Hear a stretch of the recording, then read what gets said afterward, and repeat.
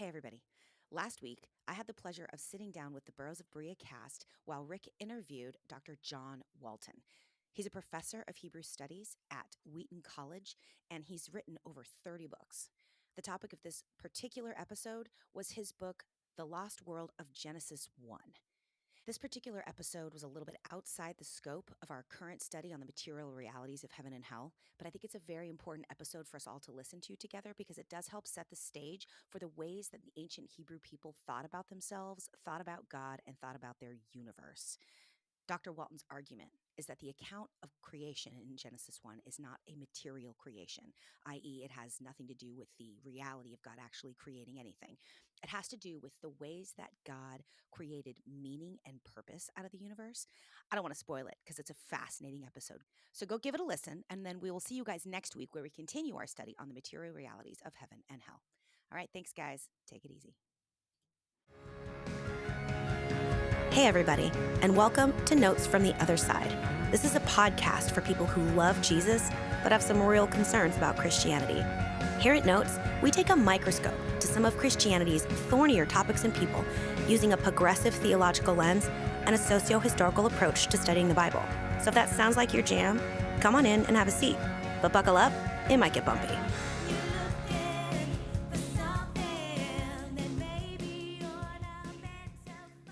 Welcome back to the Burros of Berea. I am Rick Welch, and to my left is the Honorable Sarita, the Edge Edgerton.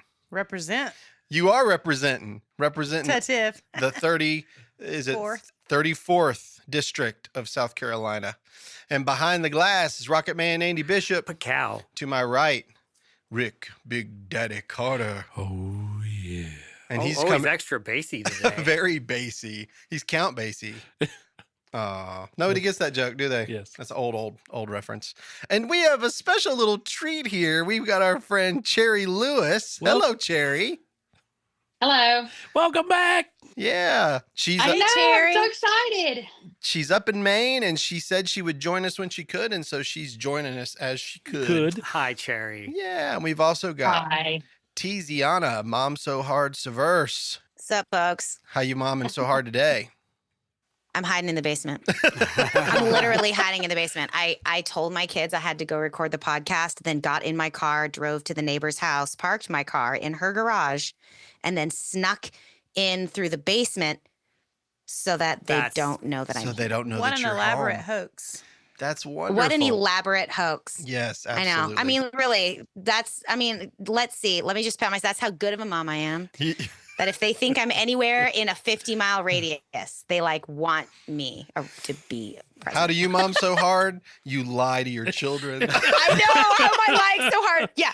My That's mom's so hard funny. today by hiding in the basement with a glass of wine. Okay. Yes. That's how I'm concerned. That's pretty momming. That's very mommy. Yeah. Yep. So I'm Yeah. super excited about this episode. Woo! So excited. Excited. I couldn't even I No. never thought that this would happen. No, I got So- a call early in the morning. I know. I was so excited, like a kid at Christmas. Well, this gentleman who is joining us today, I reached out via email this past weekend, and I just took a shot. You know me. Oh, yeah. I just Nope. take a Yeah. shot like you never know. Right. Because I've been watching his videos, I'm reading his books, I'm fascinated by what this man is teaching, Yep. and I'm like, I want to talk to this guy. And so I just put it out there, and he responded, and I was like, what? What? So, ladies It's and amazing gentlemen, how often that works. It's I very know, cool. It's and he's amazing. so kind. I was like, "What?" So he's Dr. John H. Walton. Welcome to the Burros of Berea, sir. Great to be here. Yeah, it's so much fun. When I watch your videos, first of all, I love your humor. You've always got a little bit of joke all the time going on, That's good. and he does, and he's Yes. got a lot of our humor, not Yes. necessarily Billy Kinsey's humor, No, but he has our No, no, humor, no. like kind of the dad joke Yeah. humor. It's which all we Can I love. tell a joke then? You can. You want to tell a joke? Sarita's got a Sure. joke. All right. So I had a constituent come up to me today and say, 2 years ago, my brother ran for Congress. And so I asked him, what does he do now? And he said, nothing. He got elected. Yes, And that's- that is a true statement that is. Yeah, I'm sure. from I'm the sure. inside. Well, guys, Dr. John Walton is an emeritus professor of Old Testament at Wheaton College in Illinois and an editor and writer of Old Testament comparative studies and commentaries. Throughout his research, Walton has focused his attention on comparing the culture and literature of the Bible and the ancient Near East. He has published over 30 books, articles, dozens and dozens of articles and translations, both as writer and editor, including his book, which is the one that I brought with me today, The Lost World of Genesis 1. That's fascinating. Get ready, Andy, because you're going to love this. After we talked with Dr. Craig Olson about archaeology last year, this is going to be a treat for you because Dr. Walton has a very, some people would call it controversial. I wouldn't call it controversial. Some people say it's controversial. We don't do that. But rather than me take up time, Dr. Walton, I want to start off with just a quick question about you personally. So you are a Christian believer. Is that correct? Absolutely. Yes, I thought so. And you've always said so in your videos, so I assume that was the same. Now, tell us a little bit. I want to focus in on a little bit on this Lost World series. And one of the things that I loved about your videos, you talk about this thing called the cultural river.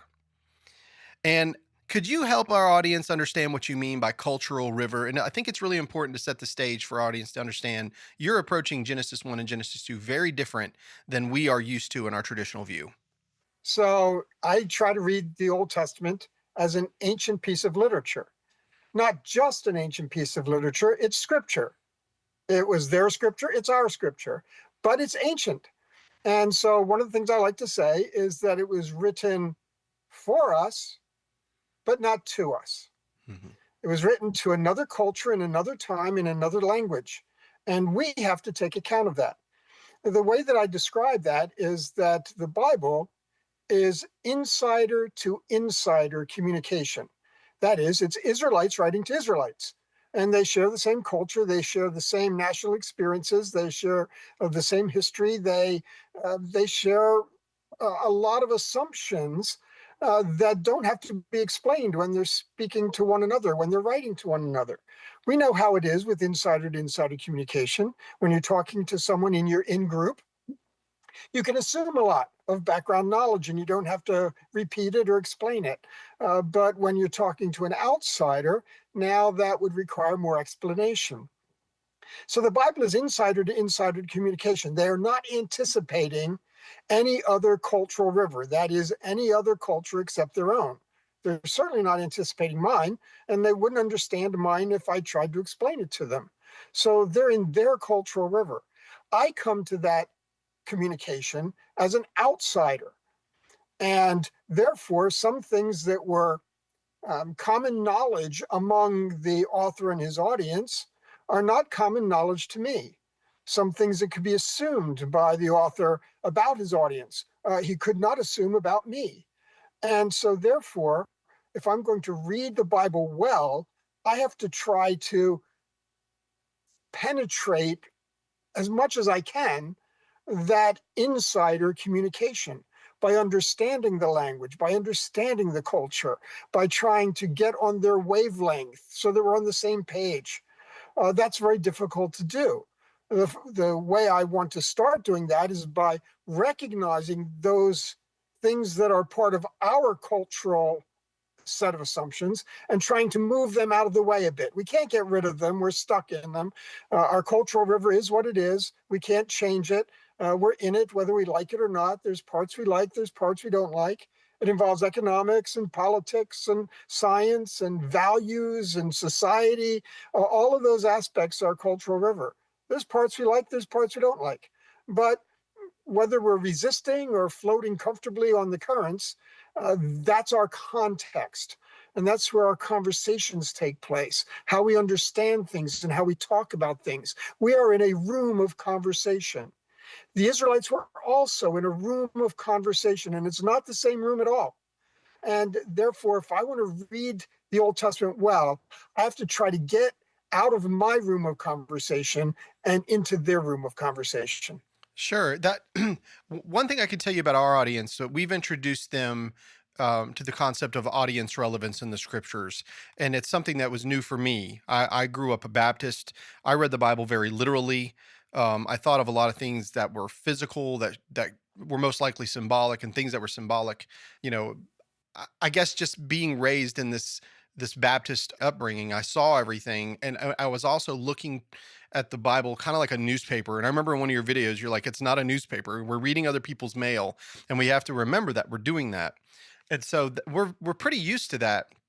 But what for me, what was a shock about your work was like, let's take Genesis 1 for example. I think the biggest shock to my system was that what you're interpreting is that we're really not talking about material creation as much as we are form and function. And I liked how you described, and I'd like for you to describe it again, maybe for our audience, about the difference between a house and a home. Sure. So um,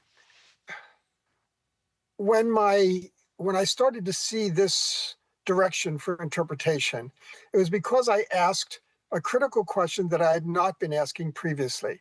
And that question was, what kind of creation account is this? Because in the frame of mind that I was raised in and that I was thinking in at that time, that really wasn't a question. How could there be different kinds of creation accounts? But when it finally occurred to me that yes, indeed, there could be, then that opened a whole new area of investigation for me. You know, we might ask somebody about a play. We might ask, how did the play begin? And one person might describe the script being written. Another person might describe the set being built. Another person might describe the cast being chosen. And those are all important beginning points. But maybe you really only wanted to know what happened since the curtain opened. Right. So that's an example that there are different kinds of answers to how did the world begin. Just as there might be different kinds of answers to how did the play begin.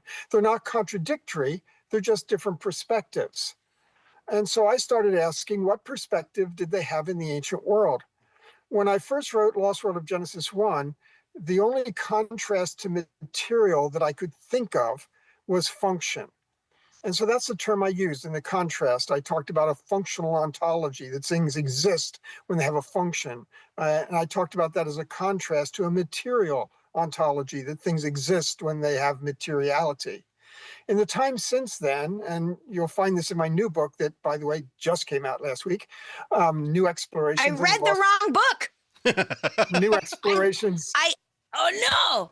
Is that the one you got? The brand new one? She didn't get the new one. I no. got the first one. Yeah. So one of the Oh, things there- I was really interested in was this idea of, is a material reality created once it's brought into being? If that's the case, one of the things you said in your book, Dr. Walton, you're like, okay, so a chair is created when I have chopped all of the wood and I've glued the thing together and now it's a chair. It's a material reality. But what about a corporation? What about a business? When Right. when is its creation, quote unquote? And so if you're going to change, because I was like, oh yeah, that makes sense. If you're about to change that analogy, I'm in trouble because I really like that I'm one. I'm not changing it. This is not a revised edition. It's an update on the conversation. It's called New Explorations in the Lost World of Genesis. And in that, I reflect a change that I started to make probably 6-7 years ago, because I found that the concept of function was a stumbling block for people. They didn't really understand what I was getting at.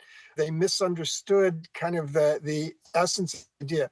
And I found a better word. It incorporates the idea of function, but I think it's much better and it's much more reflected in the ancient world. And that is the concept of order, bringing order rather than manufacturing material.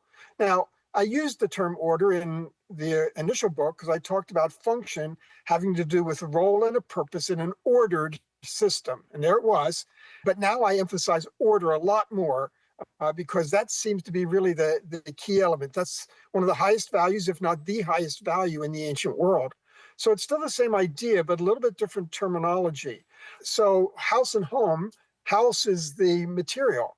It's what your house is made of. It's the foundation, the framing, the roof, the air conditioning, the plumbing, the electricity. That's the house. And you can tell your house story, and that's a great story.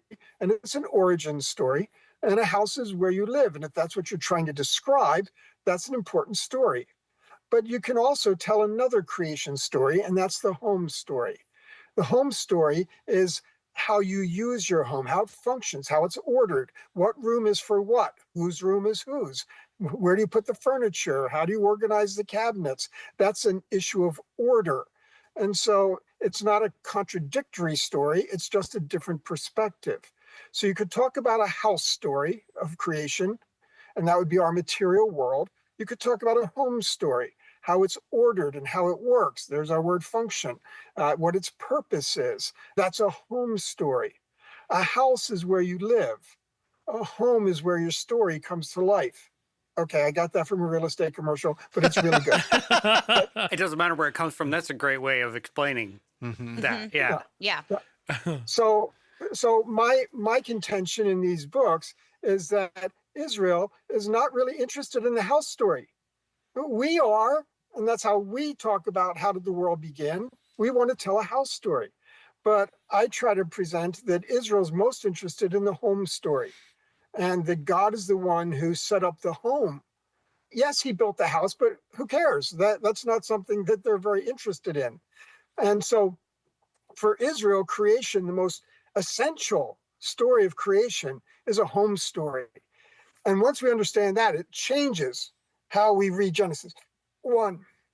Absolutely. And the other side of this too, and that's why I was excited about this guest, Andy, was because, for us, even in this studio, we've talked about, like, we went all the way back to the beginning, how things were created and it was material. Yeah. And that's the way that I'd always seen it. But I never even thought about it. I hadn't that either. other way. No, that's completely new thought to me. Yeah, and I remember when he was telling the story about the house and home, he was talking about coming to that play, and he's like, imagine coming to the play late and sitting down next to somebody and say, okay, so, what did I miss? And he was like, well, this playhouse was built in 1912. Yeah. And it's like, no, we don't have to go that far back, right? I thought it was very That's funny. not what I mean. Yeah, that's good.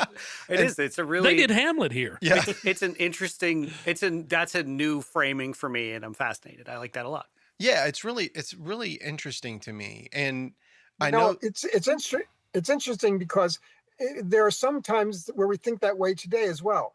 When you start a new job, first day on the job, you don't ask for the architectural plans for the building that you're in. Mm-hmm. You ask for the organizational chart of who reports to who and who's in charge of, your evaluation, who you report to. It's order, not material. You don't care who built the building and what the architectural plans look like. So there are just ways that we think of that today. I use the example of a computer. If I ask you about your laptop, you probably won't tell me about the polymers in the screen or the chips on the motherboard. You'll talk to me about the apps and the operating system. Mm-hmm. That's an order story, not a material story. And we know that there are chips on the motherboard and polymers in the screen, but we don't care. Actually, I just learned that thing about polymers in the screen. To be fair. And so here's the thing that's really interesting. We have a Western modern scientific thinking culture. We like to get down to the brass tacks about everything, the origins of things and how things, are made and work. And, we argue those points. And I think that's the way that our mind works. I never even considered how they interpreted their world, really. Yeah. That's such a fundamental cultural difference that I don't know how you could have seen it coming without having. Or I could have seen it coming without having actually studied more cultures to understand that might be a framing problem. Right. So, Well, and it challenges.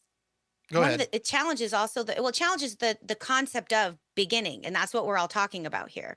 When a house becomes a house versus when a house becomes a home. And when you are going to tell a story, when you start a story once upon a time, you're not suggesting that there was absolutely nothing prior to that once upon a time. It's just that your once upon a time starts here in the timeline because that's the story that you're about to tell. And so, like with Genesis 1 and what Dr. Walton, what I got from it, and correct me if I'm wrong, what you're saying is that in the beginning when God began to create, and you go into the Hebrew for the word bara and what that means, you're not suggesting that there was absolutely nothing in the whole universe. You're suggesting that that was the beginning of God creating order and function in the universe using the materials that already existed. They were already there. You were talking about how the earth was formless and void. What the actual Hebrew in that word was without function and order. It's not that it wasn't there. It was absolutely totally there, just chilling, just waiting for somebody to make it do good things. So if we go back to the home story idea, when you move into a new place. You know, first day, the movers have just left, and what have you got? You've got all the furniture jumbled together in one place. You've got all the boxes in the corner. And that's Genesis 1-2. That's tohu vavohu. That's formless and void, or without order. Again, we say formless, which to us speaks of material. That is a material shape. That's not what that says. That says it's without order. And so the beginning point is not lacking matter. It talks about the earth. It's lacking order. And that's like the jumble of boxes in the corner. And then you have to work at bringing order to the home by unpacking, putting things in drawers and cabinets, arranging things the way you want them so that it's ordered to work the way you want it to work, function and purpose. That's Yeah. That's what's really interesting to me too is, and we talk about this in our podcast all the time, Dr. Walton, because it's really frustrating. It's frustrating for me is that I wish that I had a Bible that said, and the earth was without order versus without form and void. And I'm curious, I don't want to go, too far down the line here, but in your opinion, I mean, do you feel like the translators are interpreting it incorrectly? Do you think the original translators were doing this based off of a material creation versus the way you're describing it? Absolutely. Okay. I mean, that's the way everybody has thought throughout the history of the church. They've assumed that it's material because they're already in a cultural river that's too removed from the ancient world. Because remember, the ancient world, the Assyro-Babylonian world, was conquered by the Persians. Total sea change in Persian culture. And that lasted for 2 centuries. Mm-hmm. I mean, think about America, 2 centuries, okay? And that totally changed their culture. And then, of course, here comes Alexander the Great. And again, total sea change. So by the time you even get to New Testament, they're too removed from the ancient world. They don't know the ancient cultural river. They only know their Greco-Roman world. They certainly don't know the Achaemenid world of the Persians. They only know their Greco-Roman world, and they talk in that cultural river. Again, insider to insider. Greco-Roman culture people, Jews in Greco-Roman culture talking to Jews, and of course, eventually Gentiles in Greco-Roman culture. And we have to take that seriously. And it seems that I'm sorry, Sarita, I'll let you take over. It seems that Jesus, when he's speaking, he takes it back to the beginning, like he's going back to the way it was meant, correct? Sometimes, yes. Like when he talks about Torah and corrects the Pharisees on their understanding of the law. Certainly then he is. But in most cases, Jesus also is an insider talking to insiders. He assumes a Greco-Roman world and Greco-Roman ways to think about things. In order to speak, much like God did at different times within culture, he's speaking to people within their culture at their time with the words that they understand. Effective communication always involves accommodation. Wow. Sorry. Go ahead, By Sarita. definition. Well, I think that if you go to either John 1 or 1 John 1, both of them are very similar. In the beginning was the Word, and the Word was God. Well, the word logos is bringing order to chaos. And that's an interpretation of that. So even those two passages are confirming, what he's saying, bring order to the chaos. Now we think, again, that void, bringing order to that void. But what he's saying is more like, I take you and you buy a house. Theoretically, that house is empty. When you buy it, somebody's moved out, or it's a new build. And the beginning of your journey begins when you sign those papers, but the beginning of the house's journey was 6, 8, 9 months ago, or 30 years ago when it was built, whenever it started the building. But then you and Holly go in and you add your furniture and your decorations and the things that make you order it according to make it the Welch home. Yes, to make it the Welch home, not the Edgerton home or the Carter home. But so I would think that that's a very similar illustration as well. Yeah. So I'm curious, Dr. Walton, if you have, and I'll just ask you straight up, how much of the Bible do you think is actually talking about material creation, if at all?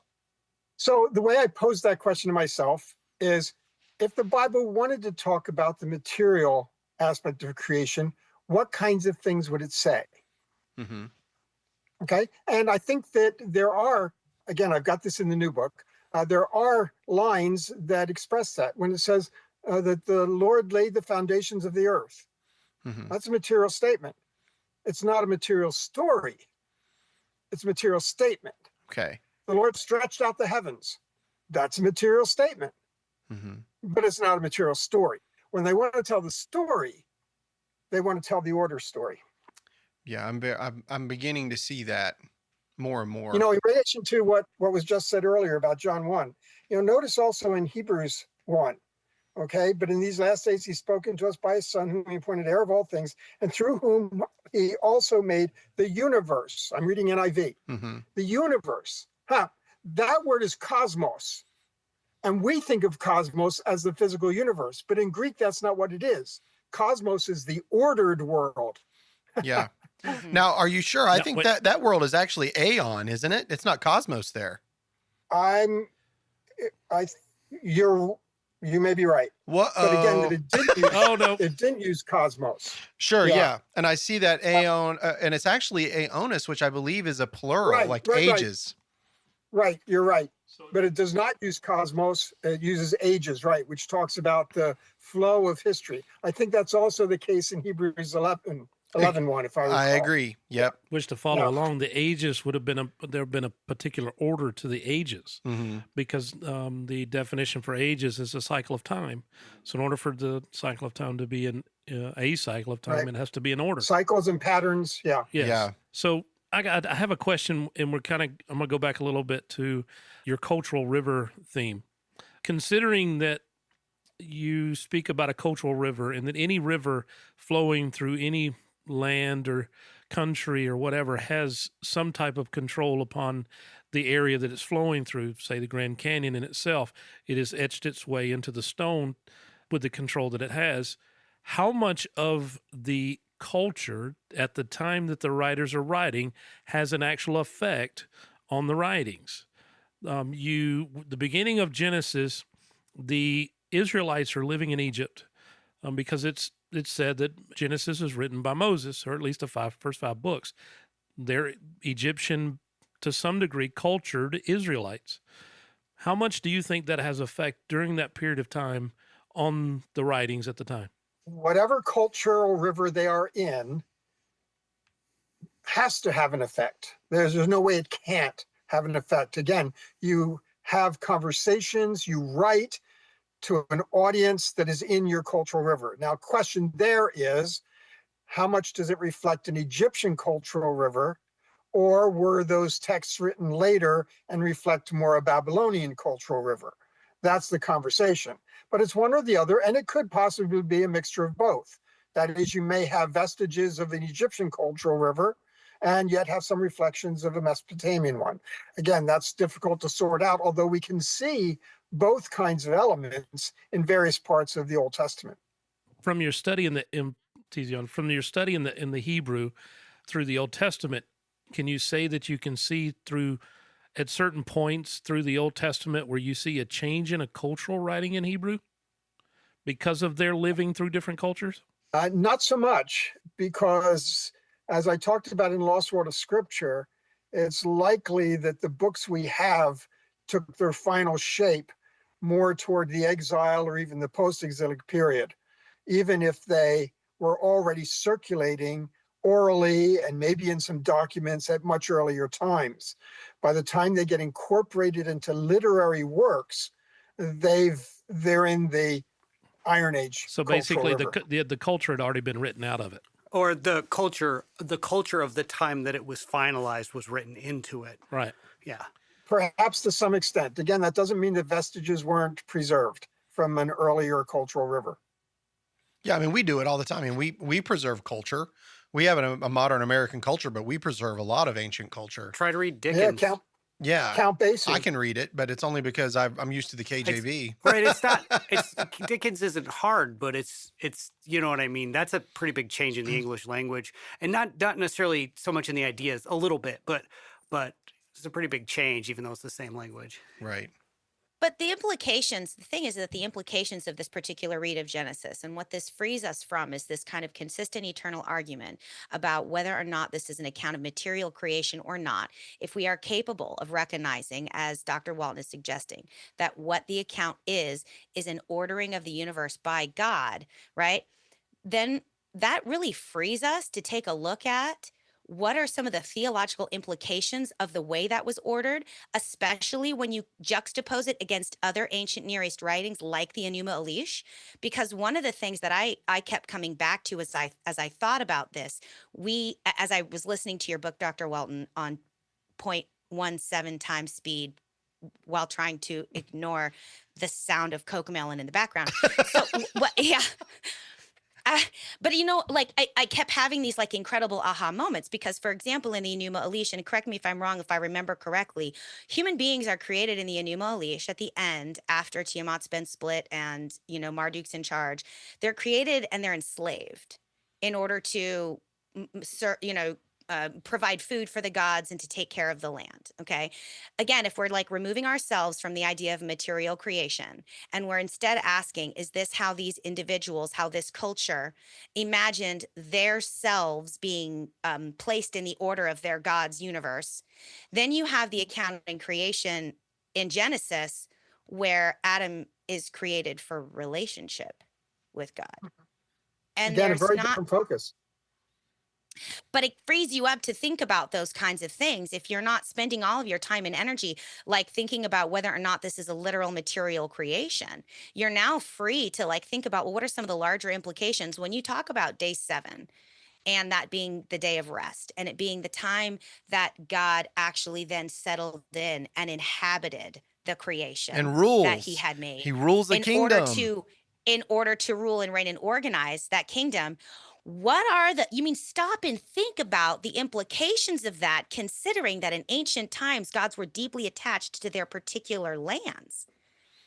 That's actually kind of like a bold statement for the Hebrew people to make, that their God actually then enthroned himself over the whole world. And then later on, when you see God ride in a chariot to follow his people to Babylon, it helps to maybe open our minds to think about God and how unique that conceptualization of God in the ancient Near East world and in those traditional cosmologies would be, and like how cool it is now that we get to participate in being a part of that story as it has continued. And that again is an element of how the Israelites in an insider to insider conversation are in conversation with their world, with the questions and issues of their world, not the questions and issues of our world. If this is not a material account, then this has nothing whatsoever to do with the question of the age of the earth. But it does have to do with who's in charge and who rules. So we talk about this this interaction with a silent conversation partner. The Babylonians are there, the Egyptians are there, and the Israelites are interacting with their ideas, but there's no dialogue. It's just the Israelites talking. Some have thought that, or have expressed that the Israelite account in Genesis is polemic. And I think that's too strong a word, because a polemic, you're actually trying to argue against a position that you've stated and that's right on the table. This is a little more subtle. And so I think the better word is subversion. That is by giving their view of the cosmos with their God ruling, bringing order, they are subverting subtly, tacitly, subverting kind of other viewpoints, including the one you've mentioned, that the gods created people in order to meet their needs. That's not at all the Genesis 1 account. They've got a totally different story to tell. And they don't spend time trying to debunk the other one. They just give theirs.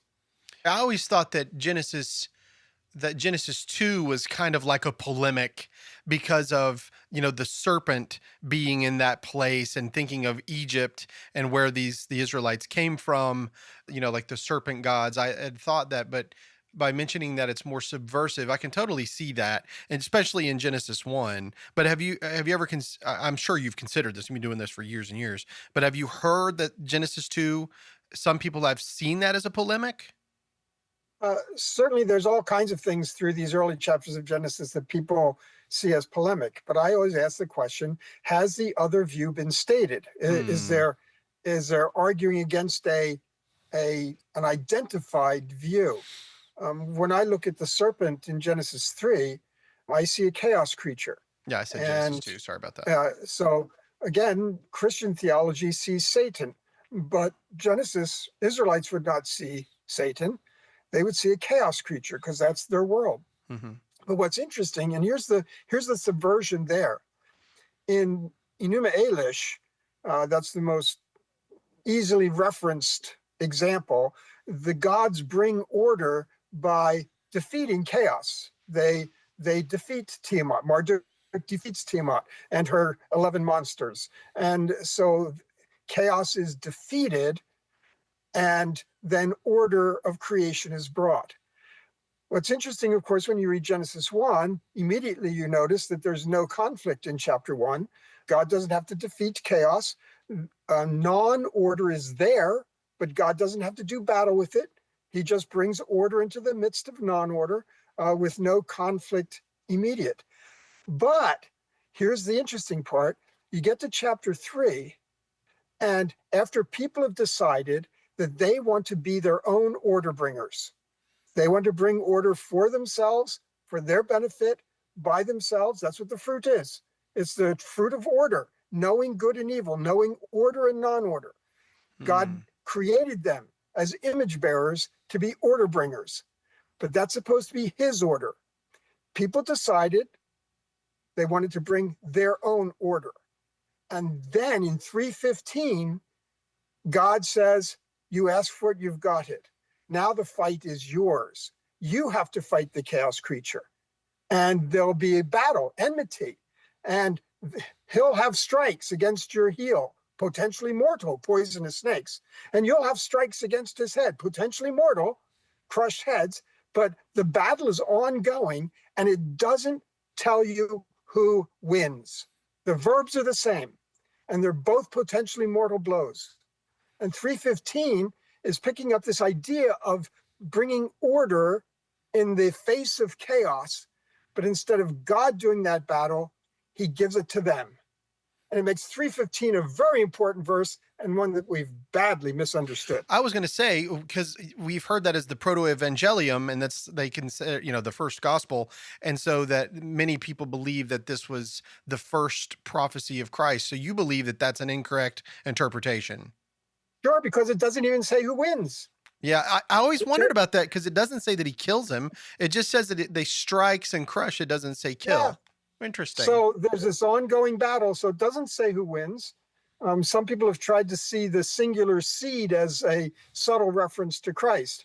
But seed has to be singular there because the Hebrew word for seed is collective and therefore singular, requires singular pronouns. So the singular doesn't have any meaning other than grammatical. Wow. So 3:15 says, from generation to generation to generation, you have decided you're going to fight order, or bring order, fight chaos on your own. The battle's yours. You ask for it, you've got it.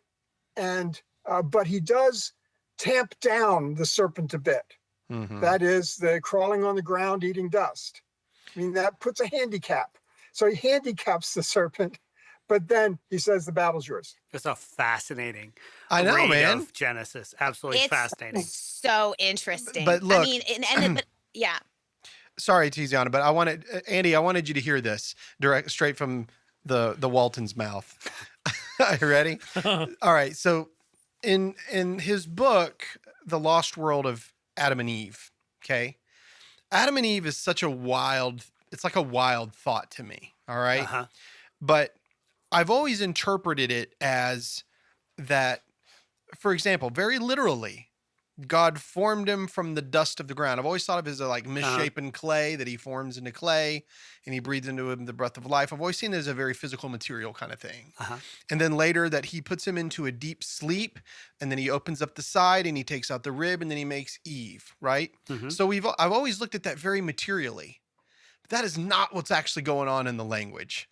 Okay? Okay. Do you mind, Dr. Walton, kind of giving us an overview of the way that you have interpreted that? So in 2:7, the Lord God formed humanity, dust from the ground, right? People have made, Christians have made a really, really, really big deal by saying this verse proves that evolution is anti-biblical because the verse specifically says that God formed Adam from the dust. And that means that there are no predecessors, there are no processes. This is de novo creation. And there it is. Evolutionary models won't work. Here's the hitch. There's no preposition there. Hmm. The Lord God formed humanity. No preposition. Mm-hmm. As a matter of fact, there's a disjunctive break there. And that means would say you need to view it epexegetically. That is, I know that word's strange. The Lord God formed humanity, colon, semicolon, something. And then explanation, dust from the ground. Not from the dust. There is no preposition. Mm-hmm. So it says what people are, not what they're from. They are dust, which just like we means that often they're say, you're all just made of star stuff. Yeah. Yeah, and he's not even Which talking about means- that even. which means they're created mortal. They're Dust mortal. is mortality. So they're created mortal. Yes. Which also puts to rest this idea that without that, prior to the quote unquote fall, there was no death in the world. There had Right. to have been death in the world prior to the fall, Right. you know, because the fall wasn't necessarily about now you're going to die. It's now you've chosen to battle chaos. And in that moment, you are also choosing to have this, you know, this challenging life where you could have had you could have had an easy life just following my order. You wanted to do it on your own, you've got Yeah. it. And by the way, my new book picks this up even stronger. In Lost Word of Adam and Eve, I talked about them as archetypes. In the new book, that comes across much more stronger. The idea of archetypes is they are us. We are them. What they are, we are. What they do, we do. Mm-hmm. That's the archetype idea. So we're not supposed to talk about them and us. Oh, they're this and we're this. You know, he was Yeah. made from dust, but now I was born of a woman. You know, no, this is not an us them. And it's not even a we. supposed to be a before. It is descriptive of human identity. The word formed there, the Lord God formed humanity. That word more often has to do with identity than with material. Check out Psalm 103. So we are dust. He knows our form. Zechariah 12, he formed our spirit, our ruach. Mm-hmm. forming is an identity issue, not a shape. Material creation. Yeah. Right. Which also, to me, one of the things that really also, because, you know, speaking in that same, you know, traveling down that same path, because you talk about Adam and Eve and the word good, and good means to have function. It's not when it says God created and it was good, it doesn't mean that God's craftsmanship was awesome. Like we wouldn't need to specify that God's craftsmanship was awesome, because it probably was. There would be no need to say, and God wasn't crappy at building stars. He was good at it. And the What way you're saying is that Some would say he was the that it best has ever. to do with giving it a function. Thought I'd never Some hear would that say in it a was the best sentence. ever. and our new word works better here. That is, Or good is in the order spectrum, not Order. the moral spectrum. yeah, So and order. to say it's good means it's ordered. Right. Mhm. And so when man was alone and that was not good, it meant that man was unable to function in its full capacity without the female. And That is so not the the ordered partner, system. yeah, so the partner was made in order to have the proper form and function of what God had and how God intended himself to be represented on earth. It needed both parties to be able to function properly. And I feel like that's got some pretty serious implications in terms of what Christianity especially has later sort of defined woman as, which is of course this like subordinate creature created after, you know, underneath and all of this stuff. Can you either correct my liberal feminist ideology that I got excited about, or No, so my son recently finished his doctoral dissertation at St. Andrews, and he wrote on the order spectrum in Genesis 2 through 4. And one of the things that he brings, changed my mind on on lots of different things in small ways and a couple big ways. And his work is represented in my new book as well. One of the things that he noticed is that when it says it's not good for man to be alone, there's no implication that it's perfectly fine for women to be alone. When it says it's not good for humanity to be alone, and the result of that, certainly it goes talking about woman, but the result is community. The answer is not woman, the answer is community. And so really this transcends gender roles to talking about how when there's lack of community, there is lack of order. Order requires community. And so mind-blowing. It's very corporate, isn't it? We've made it a gender thing. We've made it a gender construct, and in so doing, it's become reductive. Like we've removed the actual majesty of the design by focusing on these material definitions of things. And what do I read next? Because now that you've got 30 books, now they're being revised. You need to read his latest that his son helped write. Yeah, this is not a revision. This is the next step up. So so in this new book, I'm updating terminology. I'm updating analogies and illustrations. I'm updating new information, new conversations, and occasionally I'm changing my mind. And I'm representing my son's work in that he wrote 5 sections in the book to give his work. So this is not a revised edition. It is kind of updating the conversation. And that's important because I speak about this stuff hundreds of times all over the world, and I learn new ways to communicate. I learn new ways to think, and so we're just trying to keep. It's huge to hear you say that, like somebody who has so much education and so much experience and has traveled, to hear you say that at this juncture in your like illustrious career, and I use that word in all of its full power. To hear you say that you are still in process, that you're still having aha moments, that you're still allowing like your understanding of God to be larger and more expansive than what you thought. Anytime somebody says, well, the Bible's very clear about such and such, I'm like, you haven't read it. Yeah, a lot of times that's what it feels like, doesn't it? Yeah. Wow. So when does your new book come out? Is it already out? It just came out last week. Oh my Lord, last week. What's the name of it? I'm writing it down. New Explorations in the Lost World of Genesis. So what I'm going to do in the show notes is I'm going to have a link to John Walton's books. He has a number of books on Audible. A couple of them are free with your subscription. Yeah, very cool. The new one doesn't look like it's up yet, though. Oh, yeah.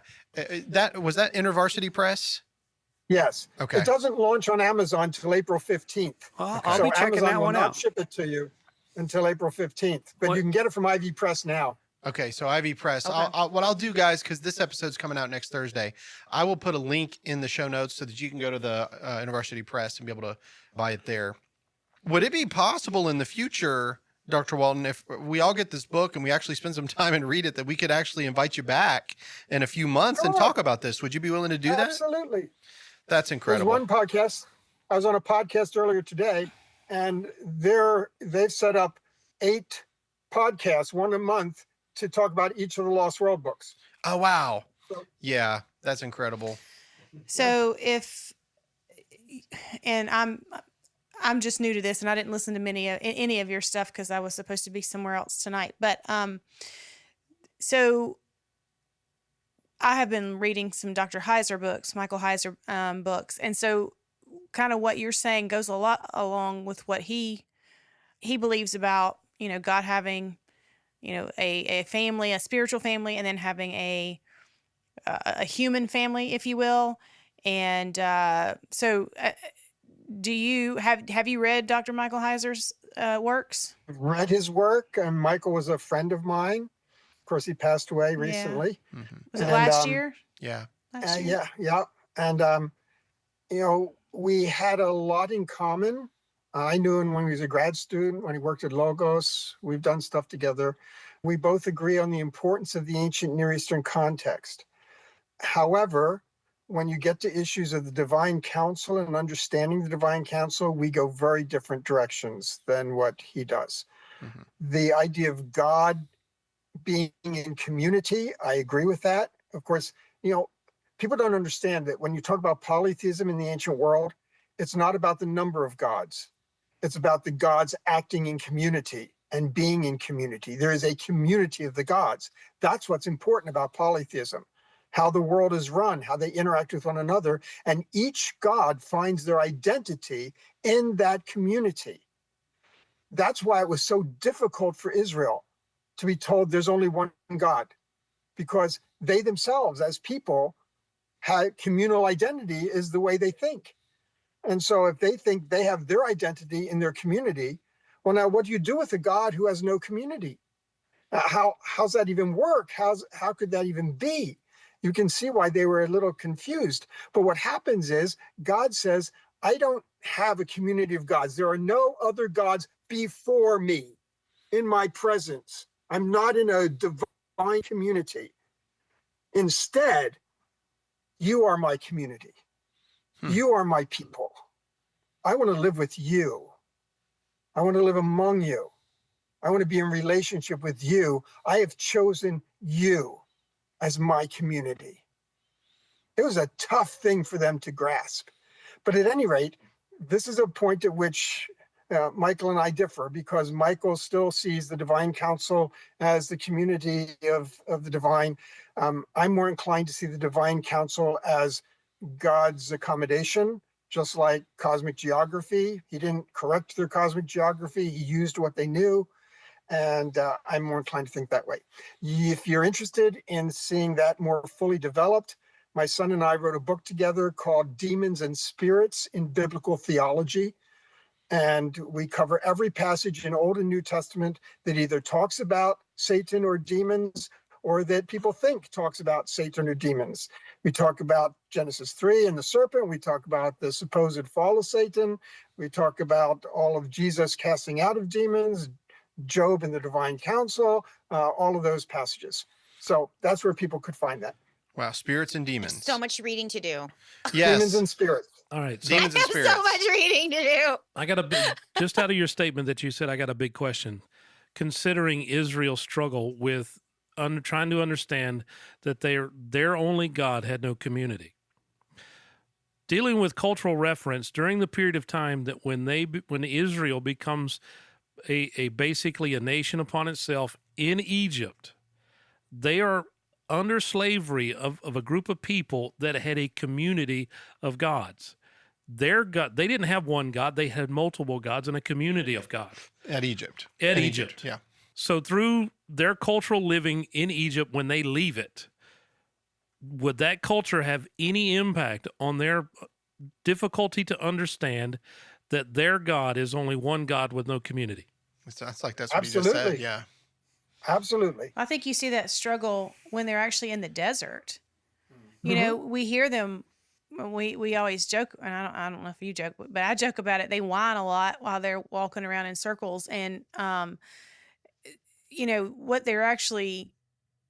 And then they'll go, we should just go back to Egypt. I always wondered, did they actually really want to turn around and go back and be slaves? I've always struggled with that part, but maybe what they were saying, and maybe you can correct me on this, is let's go back to what we knew with all of these multi-gods. We know that this God is responsible for fertility, and this God is responsible for this, and this God is, and there's a whole pantheon of gods for them to choose from.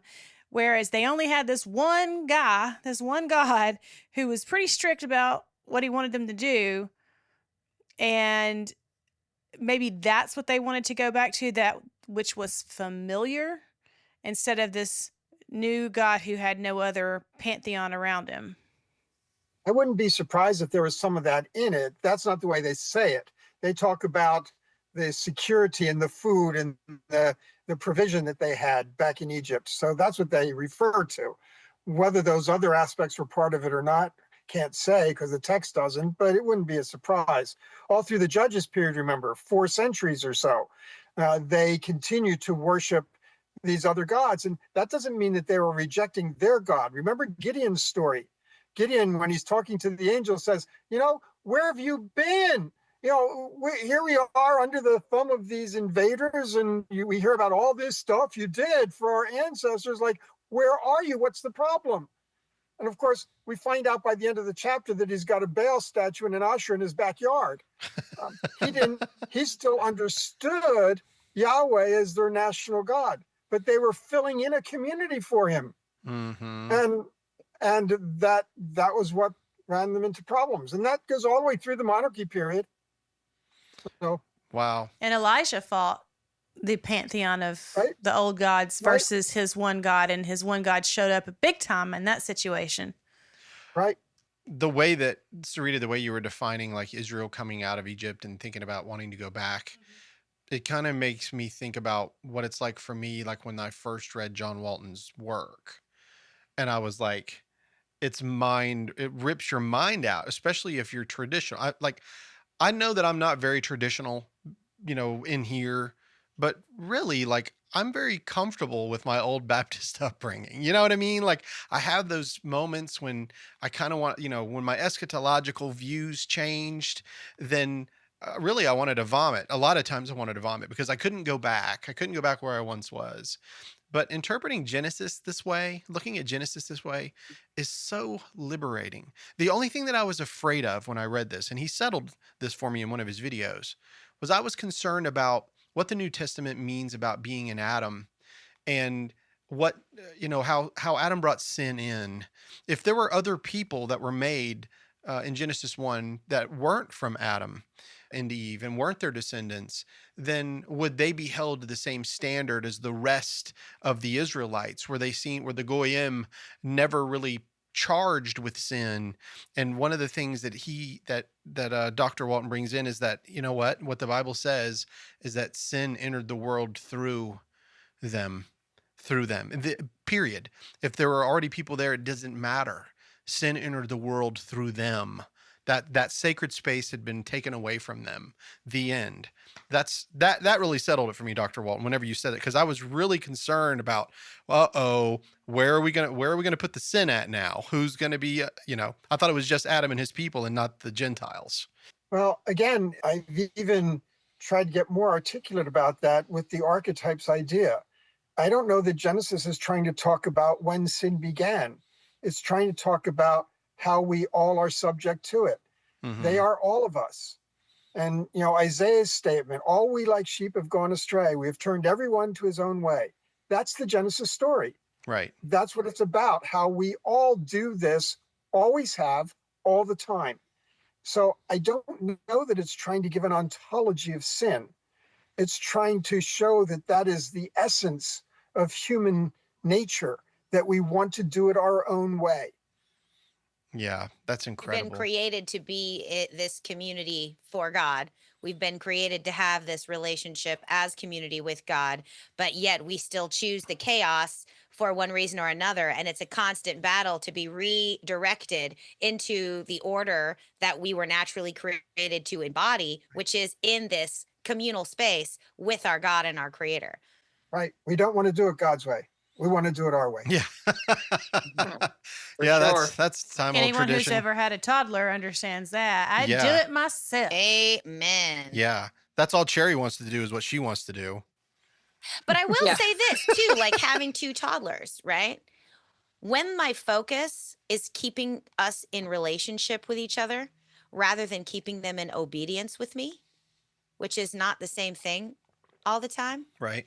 When I focus on keeping myself in relationship with them, the obedience falls into place naturally. I had a moment where I blew up the other night and I was upset, and my 4-year-old was like, okay, mama, let's do a balloon breath. And so her and I did a big balloon breath and then pop it. And then she said, okay, mama, count with me 4. So I counted 4 deep breaths and 4 deep breaths. And then my 4-year-old looked at me and said, what do you need? Oh. And I said, I'm feeling, but here's the thing. I said, I'm feeling really overwhelmed because a lot of the times I'm being asked to do a lot of things. I'm being asked to get water. I'm being asked to make dinner. I'm being asked to answer the phone. I'm being asked. And I've been being pulled in so many directions. I'm feeling really overwhelmed. And she said, okay, well, I want you just to sit there and not do anything. I'm not going to ask anything. I'm just going to sit next to you and I'm going to read next to you. And I said, that would be really lovely. Thank you. But that moment didn't just I happen think your because daughter my is like a toddler's psychoanalyst prodigy, actually, is what. Right. It's because that's how I talk to her. Right. Right. When she's screaming, when she won't put her clothes on, when she's not whatever. I don't focus on the obedience or disobedience. I focus on our relationship.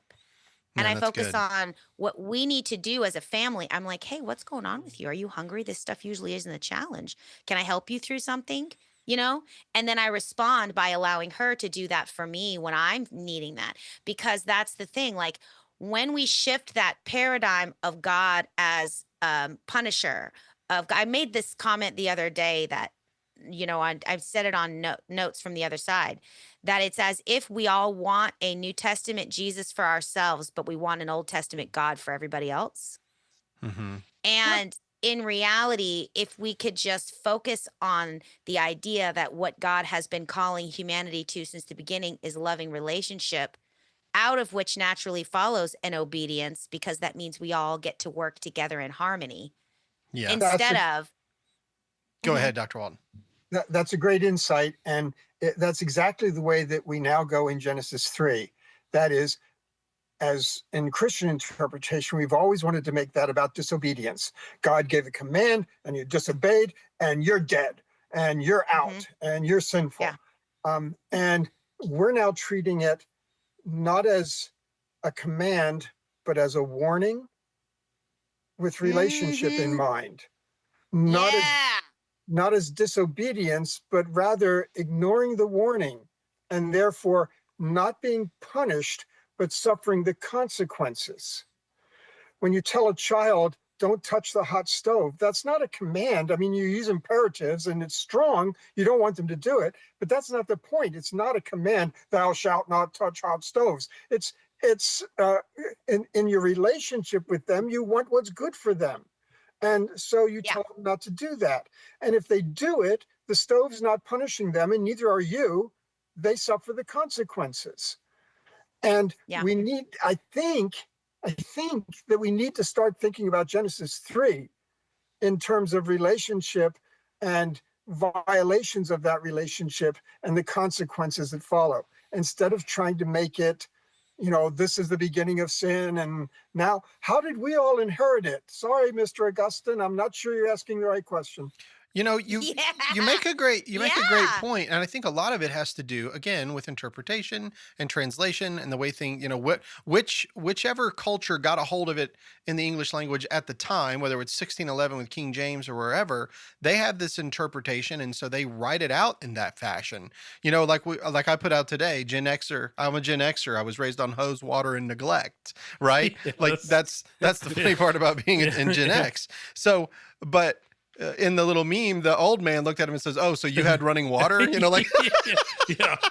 So they had it worse. But I guess, you know, one of the things that you said, I can't remember where you say this at, Dr. Walton, but I probably don't either. But we've always interpreted, and listen, and Andy, here's something I wanted to point out to you: religious sects break apart based on the division of words, just specific words. Yeah. Sometimes, even though probably less than that. Like, you remember me telling you, like a punctuation put in an English Bible can actually split a sect. Like they'll say, "Today you will be with me in paradise," or "Today, comma, you will be with me in paradise." Like wherever they put it, you know, can completely split a sect. Well, Dr. Walton says something about on the day that you eat thereof, you shall surely die. And we have groups that say, well, we know that he didn't die physically on that day, so therefore it's a spiritual death, and because of that, this is how we build our, you know, our theology. But that's really not what Dr. Walton says is being said in the language. Is when you eat that, you are doomed. Do you still see it that way? Yes. When you eat from it, you're doomed to death, sentenced to death, you know, those kinds of things. That's your destiny. Death becomes your destiny when you eat from it. So it's not a matter of take a bite and you keel over within 24 hours.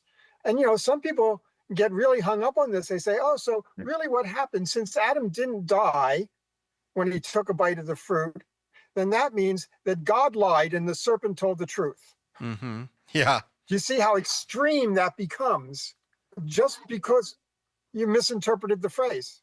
Well, if you commit murder, you're put up and they give you a sentence of death. You're not killed, not in our society, you're not killed right then. It might have been in ancient societies you were, but you have time. You don't die immediately. Right. But death becomes our destiny until Christ steps into the void and changes our destiny if we so choose to let him. Mm-hmm. So the same phrase is used with Jeremiah, where after he has proclaimed his prophecies of judgment, they say, this man deserves to die. It's the same phrase. And they throw him in a pit. They don't kill him. Yeah. They throw him in a pit. Right. Yeah. Well, does anybody have any final questions or final thoughts you want to ask Dr. Walton? He's been kind enough to give us an hour and 10 minutes of his time. So we're going to wrap this up. Can you hear me? I can hear you. Yeah. Yeah. Okay. I didn't know. I'm on my phone. It's all, you know me, Rick. I'll just leave it at that. But anyway, I just happened to come across I listened to the YouTube video that you linked us to. Phenomenal. I actually was in there talking to you with the earbud in my ear, watching it. My husband said, "Are you talking to someone?" I'm just agreeing with you as I'm going. So it's very interesting. I really enjoyed it. And then today it was a mad dash to get home from work, but I come across another YouTube video of your interpretation of Job. And which book would I find the best one for that lecture that you were giving on that one? I have a full commentary on Job, but I would recommend instead, there's a small paperback that I did with Tremper Longman called How to Read Job. Okay. And that would be your best entry into it. All right. Well, I really enjoyed the lectures that I've been listening to and seeing. And so I didn't even realize until probably about 10 minutes before I started this here tonight, the number of books that you had written. And I mean, just hands down, I really have enjoyed what I have heard so far. So thank you for that. Sure. You're quite welcome. Yep. John Walton, the rock star, the Old Testament theologian rock star. So anybody got anything? Go ahead. I only have one other question. In your new book that the one you did with your son, that is sort of this revision, do I need to familiarize myself with any more pastries? Pastries. Or are we going to add an eclair to the mix or anything, or is it still just the pie layer cake analogy? I didn't revisit that analogy. Okay. My daughter spent 10 years as a French pastry chef. So so pastry analogies kind of come with the family setting, but Right what you know. Right what you know. That's exactly right. Yeah. I'm kind of joking, but just try to end it on a light note. Rick Carter actually has a really interesting question because he and I talk about this a lot. Oh yeah, we conversate a lot about a lot of things, and we've discussed the video that he shared with us to go over. We've discussed it quite a bit, and you're kind of a little bit going back to the analogy of the house and the home. First question would be that you would say the Bible is more of a home story than it would be a story about the house. Mm-hmm. Yes. All right. So if it's a home story, then that means the house is already applied in the story. It's assumed. Right. Genesis 1:2, it starts right in and describes the earth and the sea. They're already there. All right. So here's an interesting question, because we've gone and I've been a proponent of how much books do you read outside of the Bible, say in the pseudepigrapha world? I read a lot of them. I just finished writing a 2-volume commentary on Daniel, 900 pages each volume. And Whoa. you have to read a lot of the pseudepigrapha and apocryphal works to do that. I totally understand that. I don't understand what it means to write a 900-page anything. No. So I'm. Wow. I have so much reading to do. Is that available anywhere? Like, is that just an academic work that I have to subscribe to Coke Bridge? I just turned in the page proofs of volume 1 today. So that's not going to be out till the end of the year. So You've got time. You can read other things first. Yeah. And There's a whole backlog. Volume 2 should be submitted to the publisher within the next couple of months. Okay. All right. ahead, So most people have an opinion, and we've gone through and Rick and I have tried to do a study on a pseudepigrapha work called the Book of High Asher. Have you seen that any? The book of It's called Yasher? Yasher, Hayasher, Jasher. We say Jasher because it's with a J, but it's Yasher, right? Yeah, Yasher. It's mentioned in Joshua. Well, that book is mentioned in Joshua, but the apocryphal one, the pseudepigraphal one, is not that book. It was just named after it. So it's So not the original book is lost? Correct. Oh, Correct. so it's not the original. We know that for sure. Yeah. Wow. The original one's Hellenistic. Ah, Interesting. Rick Carter, you and I. That changes things, doesn't it? I mean, It does. Doesn't it, boys? Hey, you suck on that. That stinks for you. No, well, I mean, look, that's, we read the Bible and it says, is this not found in the book of Jasher? And then we see a book that's called Jasher, and so we start reading it. We don't know, we don't know. Yeah. Hey, man, Yeah. we don't even have very good English translations of the Bible. Honestly, we try our best, but we always have to go back and study really deep Well, I into don't the wanna- languages. translation is interpretation. So I know. translations will always be wanting. I did a book recently called Wisdom for Faithful Reading, Principles and Practices for Old Testament Interpretation. I'm writing it down. Say it again. Wisdom for Faithful Reading, Principles and Practices for Old Testament Interpretation. And in that, I've got a chapter on the idea that translation is interpretation and the implications of all of that. Wow. Anybody We're else? going to need a lot of links. Yeah. Look, I'm just going to give you a link to his books. You guys just do a search on Dr. John H. Walton from Wheaton College. I'm Professor. sitting here writing all these notes down. Yeah, I mean, you can Google it. You can deep seek it. No, I don't know. deep seek it. Rick Carter told me never to deep seek. Anyway, well, There's an Amazon page. You see them all. yeah, It's got them absolutely. all. It's got them all. Dr. I Walton. tell you what, I'm a huge fan of just listening to it on 1.7 times because I really get it in there at that speed. I don't know what it is. I talk at that speed.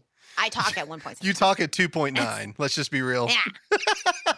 And I think it's because I have ADHD. Like if I'm doing something, Sorry like about my having to dog. sit and read letters and words, I have to like stop and do jumping jacks every like 2 pages or something. So like listening to it on speed while I'm doing something else, like I got that book in there, sir. And I was like, this is amazing. I can't wait to talk about this. So now I'm gonna have to speak. I have to put all these books on